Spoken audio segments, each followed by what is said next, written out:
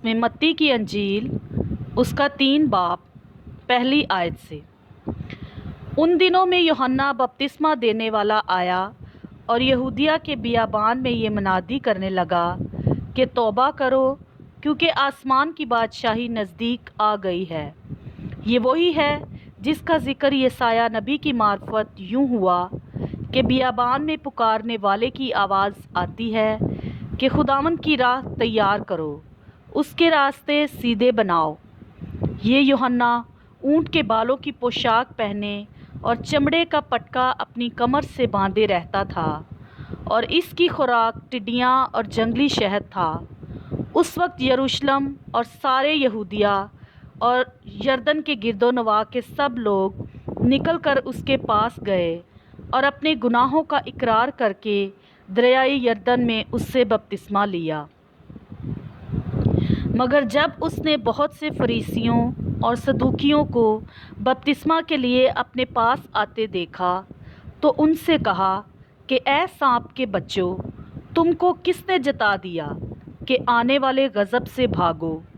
बस तौबा के मुआफिक फल लाओ और अपने दिलों में ये कहने का ख्याल ना करो कि अब्राहम हमारा बाप है, क्योंकि मैं तुमसे कहता हूँ कि खुदा इन पत्थरों से अब्राहम के लिए औलाद पैदा कर सकता है।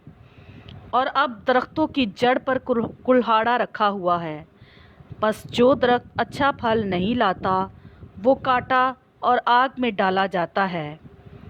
मैं तो तुमको तौबा के लिए पानी से बपतिस्मा देता हूँ, लेकिन जो मेरे बाद आता है वो मुझसे ज़ोर आवर है, मैं उसकी जूतियाँ उठाने के लायक नहीं।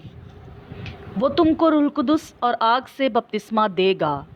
उसका छाछ उसके हाथ में है और वो अपने खलियान को खूब साफ करेगा और अपने गेहूँ को तो खत्ते में जमा करेगा, मगर भूसी को उस आग में जलाएगा जो बुझने की नहीं। उस वक्त यीशु गलील से यरदन के किनारे यूहन्ना के पास उससे बपतिस्मा लेने आया, मगर यूहन्ना ये कहकर उसे मना करने लगा कि मैं आप तुझसे बपतिस्मा लेने का मोहताज हूँ और तू मेरे पास आया है। यीशु ने जवाब में उससे कहा, अब तू होने ही दे, क्योंकि हमें इसी तरह सारी रास्तबाजी पूरी करना मुनासिब है। इस पर उसने होने दिया और यीशु बपतिस्मा लेकर फ़ी-अल-फूर पानी के पास से ऊपर गया, और देखो उसके लिए आसमान खुल गया और उसने खुदा के रूह को कबूतर की मानत उतरते और अपने ऊपर आते देखा।